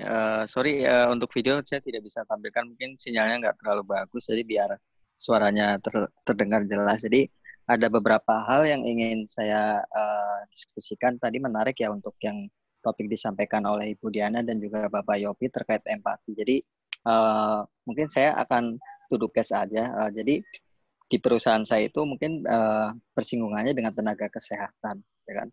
Artinya mungkin untuk misalnya kita bicara empati ataupun kita bicara yang saat ini tepat untuk mereka adalah mungkin kayak misalnya nih alat-alat kesehatan dan segala macam yang mereka butuhkan. Tapi ini kan mungkin costly ya untuk yang kita untuk kita. Tapi ya ini berkaitan dengan regulasi juga. Kita tidak bisa memberikan serta-merta atau berkaitan dengan regulasi.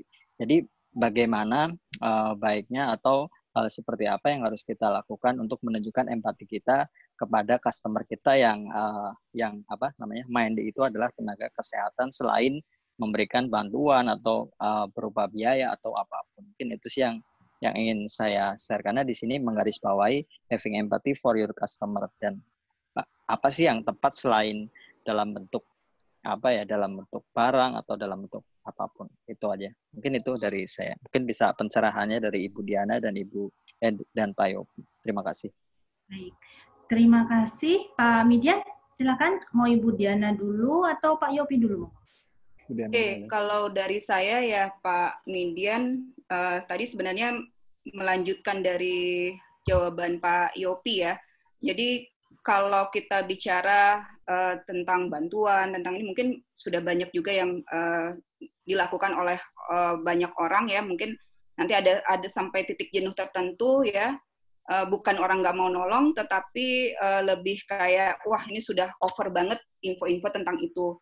Nah, mungkin kita bisa beralih pada konten-konten, kalau tadi bicara tentang empati, yang tadi saya menarik juga yang Pak Yopi sampaikan, itu bicara tentang apresiasi ya, apresiasi, atau bisa juga bicara tentang cerita-cerita tertentu yang terjadi di rumah sakit pada saat pandemi ini ya, bagaimana rumah sakit menanggulangi hal tersebut, atau bicara tentang person tertentu ya di rumah sakit, misalnya kalau kayak di PPM ya Bapak Ibu, karena kami sudah tidak ke kantor lagi dari 16 Maret yang lalu, yang ada di kantor itu sekarang hanya teman-teman security kami ya. Itu pada 2 minggu di awal tuh mereka mengirimkan, udah jangan ke kantor, biar kami yang jaga kantor gitu ya, jaga kantor. Nah, hal-hal seperti itu bisa di-sharing ya ke pengguna ya, kepada pelanggan-pelanggan ya. Mungkin tidak bicara langsung tentang layanan kita, tidak bicara langsung tentang produk kita, tapi paling tidak pelanggan tuh mengingat tentang kita sendiri ya, tentang apa yang terjadi, apa yang kita support ya, bantuan apa yang kita bisa, cerita apa yang kita miliki. Nah, itu hal-hal yang menurut saya juga bisa jadi salah satu konten yang ditambahkan. Mungkin Pak Yopi bisa menambahkan. Ya, kalau konten ya, bicara tipe konten, apalagi kalau areanya kesehatan, ya banyak banget yang bisa diangkat. Tapi kalau kayak misalnya, ya benar, saya pribadi, saya memang kurang begitu setuju sama tipe konten CSR. Sorry untuk teman-teman yang dari perusahaan-perusahaan besar. Saya memang kayaknya kita itu udah beda zamannya. Audiensnya kayak misalnya kita millennials dan sekarang mulai Gen Z ya. Mereka itu udah biasa aja sama yang namanya memberi bantuan segala macam, dan di sisi lain mereka juga ada melakukan kebaikan, cuman tidak dipublish biasanya begitu. Jadi generasi audiens baru ini memang beda gitu loh. Dan kita juga ternyata itu sebelum COVID ini kita empathy lack disorder. Jadi dunia kita itu kekurangan empati banget. Nah, makanya sekarang ini waktunya di riset. Buat saya itu kalibrasi besar. Kita tuh dipaksa untuk tahu punya empati yang besar. I think saya rasa itu cara yang bagus untuk melihat bencana ini ya. Jadi selalu ada sisi yang bisa dilihat lebih baik. Nah, itu bisa diangkat jadi konten gitu. Jadi benar-benar bisa diangkat jadi konten.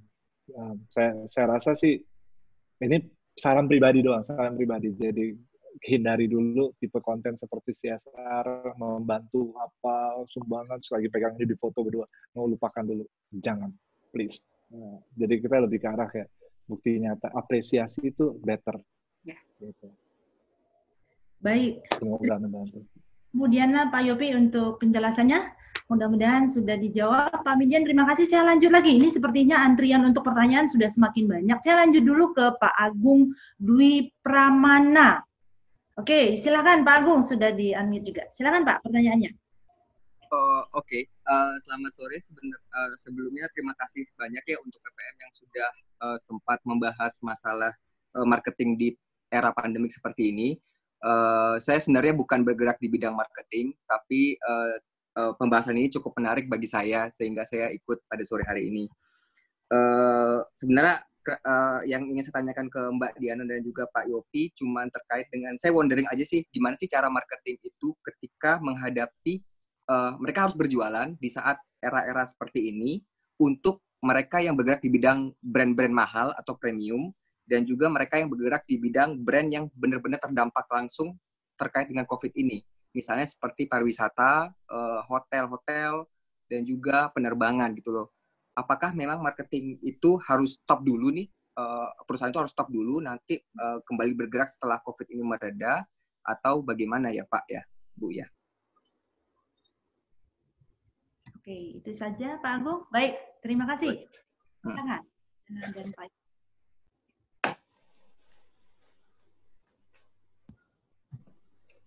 Silakan. Oke, saya ya. Saya jawab. Dulu ya. Oke. Mas Agung. Jadi mungkin Bu Diana dulu atau Pak Yopi dulu? Ngomong-ngomong. Boleh Pak Yopi dulu kalau memang. Oh ya, oke. Oke. Oke, sepertinya ada ini. Barangkali di Pak Yopi dulu, barangkali. Di Bu Diana. Oke, coba ya.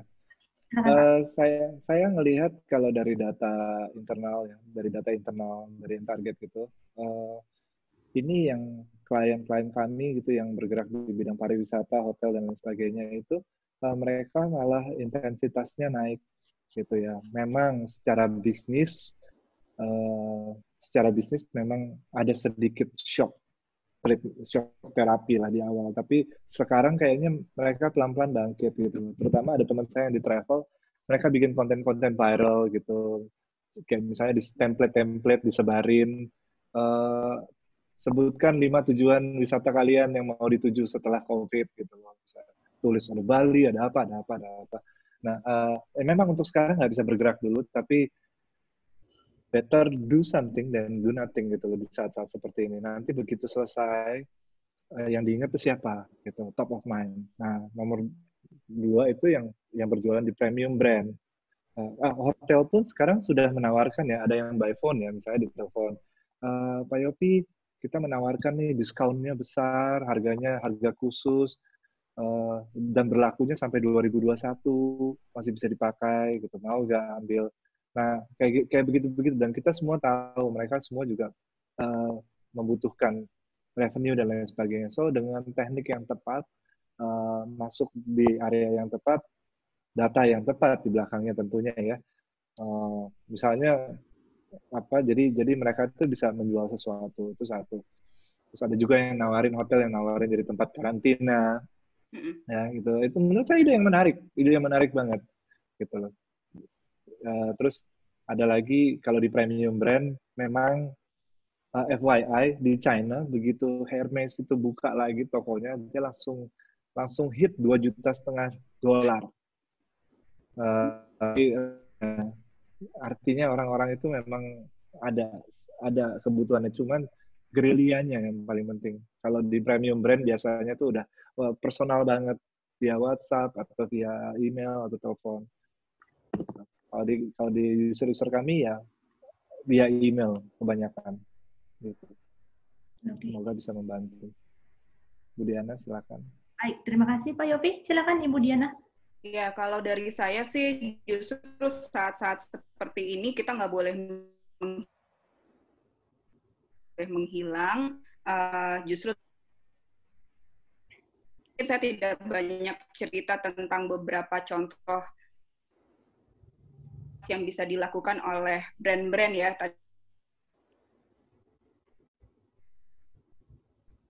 Ya, Bu Diana?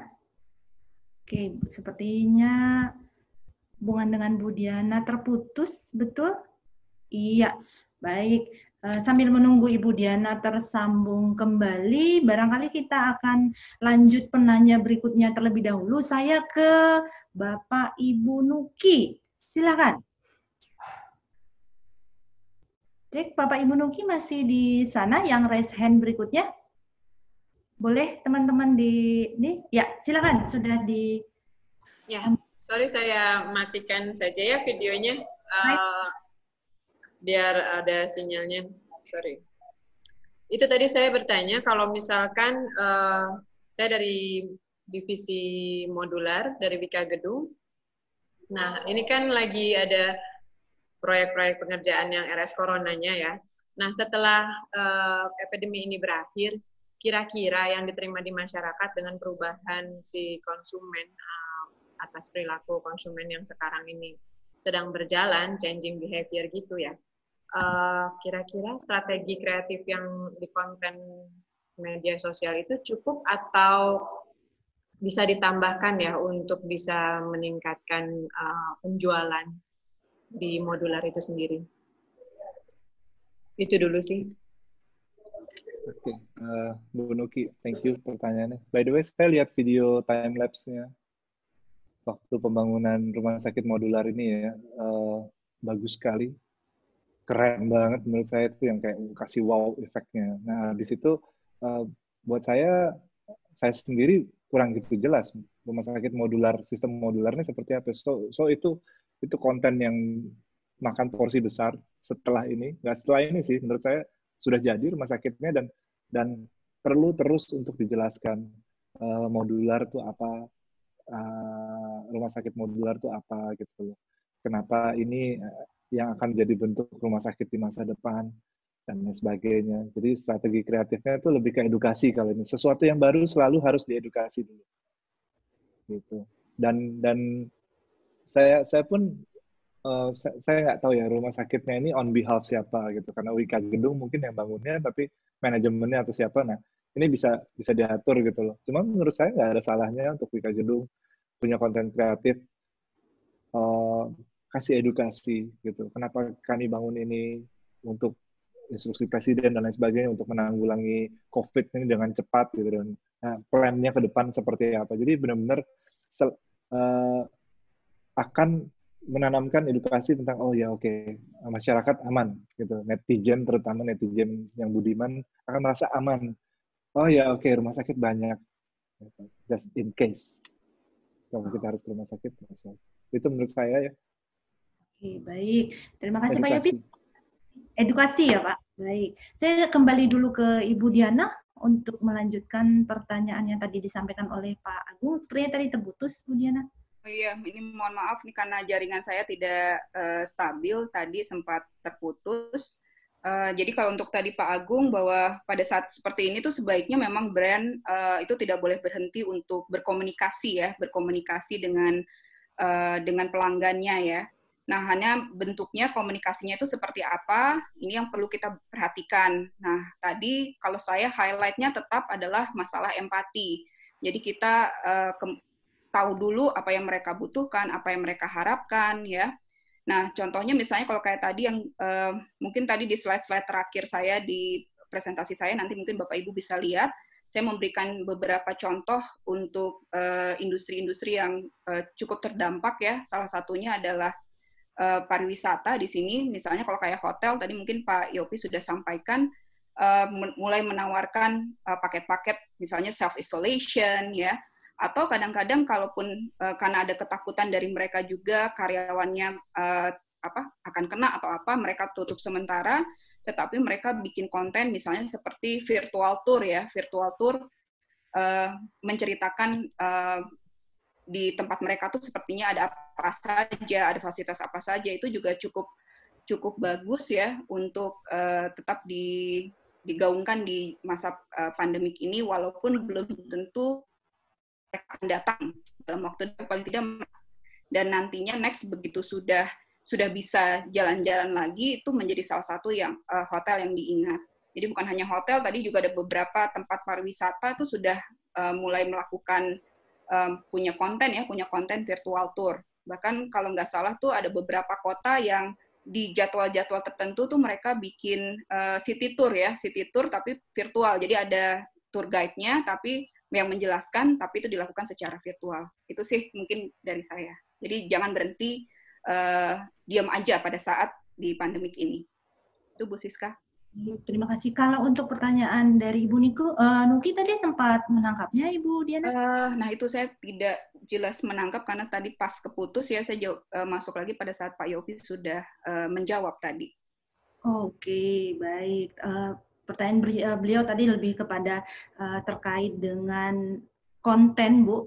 Karena beliau berasal dari Wika Gedung terkait dengan rumah sakit yang tadi Pak Yopi tekankan bahwa perlu edukasi karena keunikan dari produk yang dihasilkan dan bagaimana sebenarnya untuk bisa memasarkan, mengenalkan kepada pelanggan. Nah, itu tadi pertanyaan dari Bu Nuki.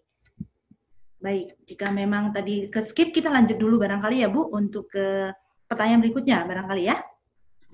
Oke, saya lanjut dulu ke Bapak Ibu Sufi Safitri, Ibu sepertinya ini yang sudah raise hand terlebih dahulu. Sebelum nanti saya kembali lagi ke chat, Bapak Ibu. Sufi Safitri sudah bisa di-unmute. Oke, silakan.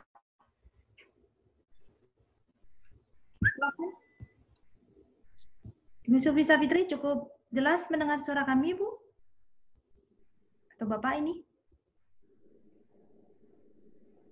Ibu Sufi Safitri bisa mendengar kami dengan jelas? Baik, sepertinya ada kendala sedikit untuk kita berkomunikasi dengan Ibu Sufi Safitri ataupun Bapak. Ini saya coba lanjut dulu ke satu chat tadi yang sudah disampaikan. Ibu Diana dan Pak Yopi, saya bekerja di sebuah perusahaan telekomunikasi. Produk saya terkait dengan telekomunikasi roaming ke luar negeri. Jadi spesifik untuk layanan telekomunikasi roaming ke luar negeri. Kondisi saat ini di pandemi COVID-19 sangat mempengaruhi segala bentuk aktivitas kepergian ke luar negeri dari perjalanan maupun segala bentuk transaksinya. Bagaimana strategi terhadap produk-produk yang terkait dengan keadaan luar negeri seperti ini? Nah, itu adalah pertanyaan dari beliau dan Bapak Wirangga Mahendra. Silakan, Pak Yopi, barangkali boleh menjawab terlebih dahulu, Pak. Wah, lumayan ya strategi konten ya. Ini masuk ke konten nih. Jadi buat saya untuk sekarang ini kita masih meraba-raba, tetap jangan berjualan dulu, gitu ya. Jadi cek ombak kalau buat saya. Nah, untuk cek ombak banyak banget tipe kontennya tadi, terutama empati. Banyak banget yang terkena dampak gitu. Jadi terus kita mendadak serta-merta jualan langsung, ya agak dikurang-kurangin dikit, tapi benar-benar. Nah, problem kedua setelah kita mau coba konten-konten seperti ini, ya empati segala macam ini, apresiasi itu kan, nanti pertanyaannya ada di tim nih biasanya. Ini kayaknya bukan kita banget nih, gitu. Dulu kayak kebanyakan begini, apa latah gak nanti kelihatannya? No, nggak latah. Tadi saya bilang di awal, di set tone-nya. Kita ada readjust tone-nya. Jadi kemarin ada beberapa, saya perhatiin di Instagram, ada beberapa yang kontennya nyerempet ya. Jadi hari gini karena empati kita harus tinggi, orang sensitivitasnya juga tinggi. Gitu. Itu dua halnya tuh selalu berbarengan, di mana empati tinggi, orang sensitif juga banyak. Jadi buat saya set the tone aja yang paling benar gitu loh. Kurang lebih zaman sekarang nih, misalnya kita ngeluarin ini, apa yang kita rasakan gitu. Jadi apa ya, contoh brand yang ngeset tone-nya, KFC saya sebut brandnya. Jadi KFC itu yang campaign-nya mereka yang finger licking good itu udah nggak ada lagi. Jadi yang istilahnya habis makan terus jilat jarinya gitu loh, sampai dijilat.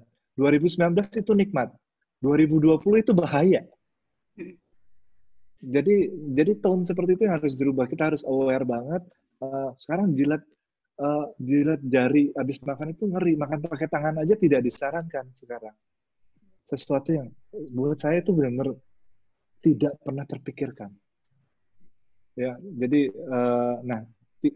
sampai segitu dahsyat kita harus ngeset tone marketing kita So it's okay, nggak apa-apa kalau mendadak berubah, berbeda, tapi jualan itu ada cycle-nya. Tetap harus jualan, tell, dan sell. Gitu. Dibangun dulu audiensnya, dan boom, jualan. Tetap harus jualan. Gitu. Itu menurut saya secara nge-set tone. Terutama produknya itu yang berhubungan dengan luar negeri dan lain sebagainya. Oke, berarti tetap harus jualan. Baik, terima kasih Pak Yopi. Ke Ibu Diana. Ya, saya mungkin hanya menambahkan dari yang sudah dijawab oleh Mas Yopi ya tadi.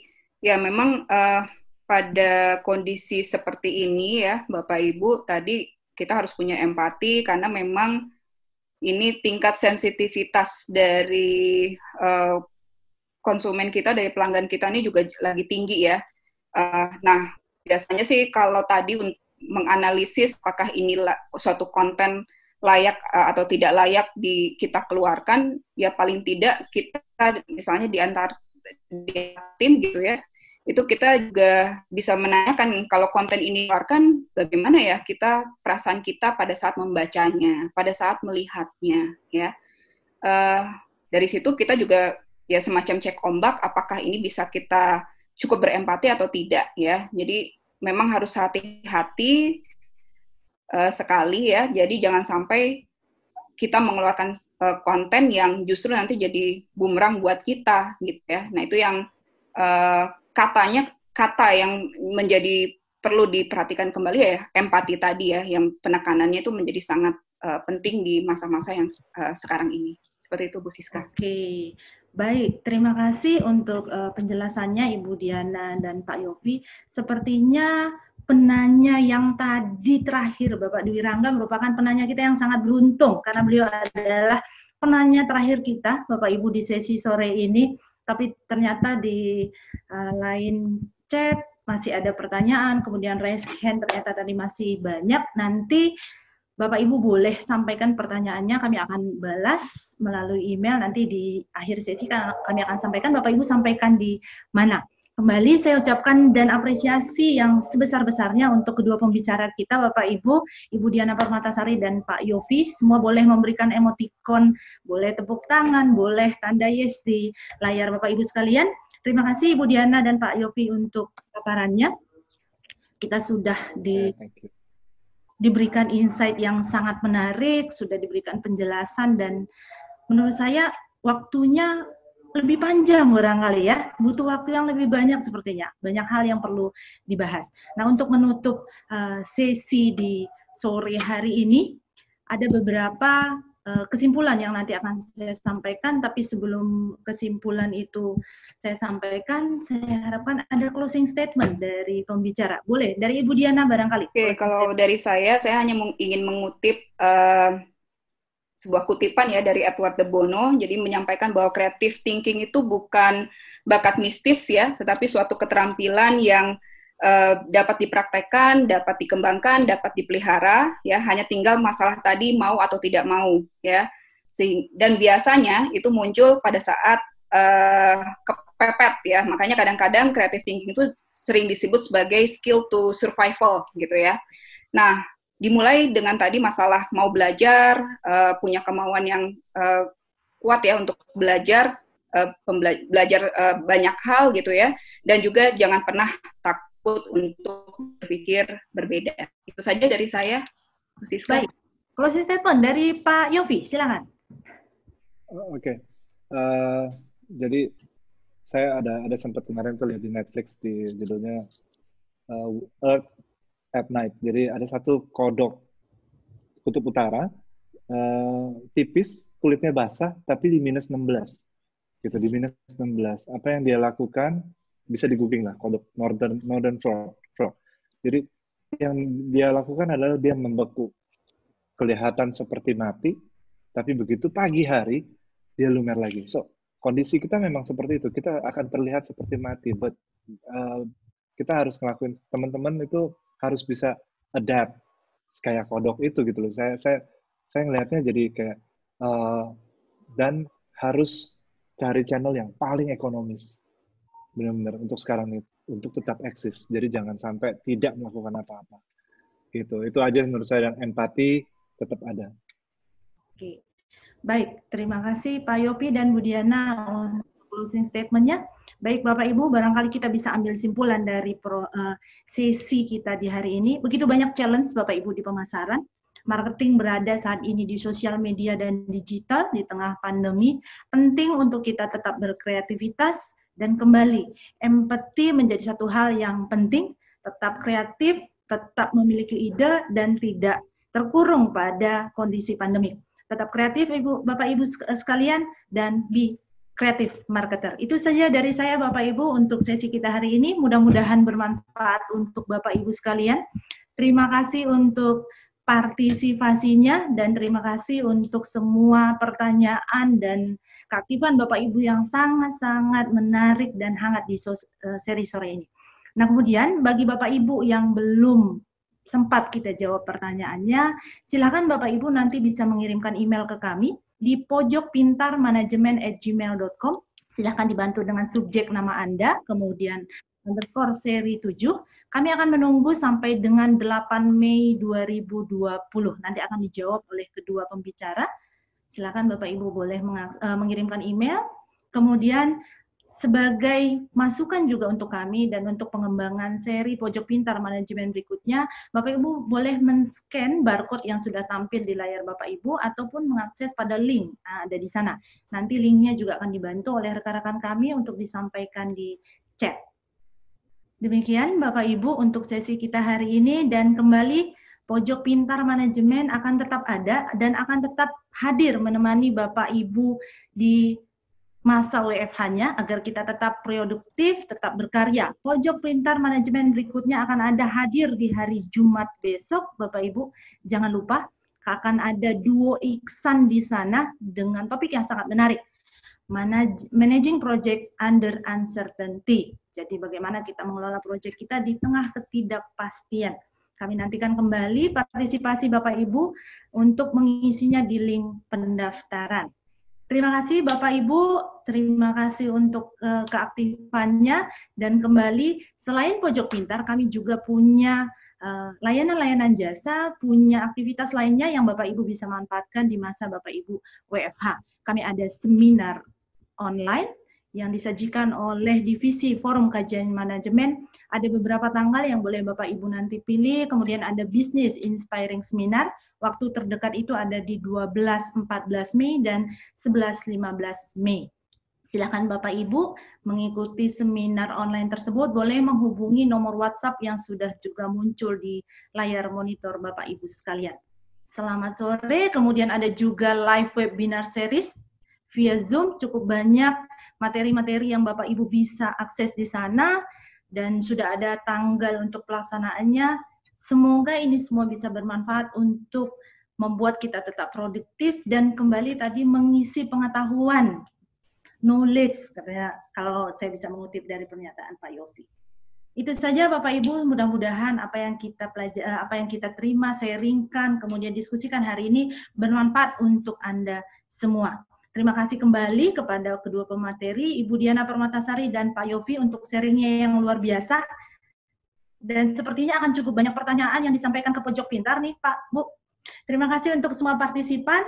Kemudian kami tunggu kembali partisipasi Anda di sesi-sesi Pojok Pintar berikutnya, khususnya di hari Jumat. Sukses untuk Anda semua dan be kreatif.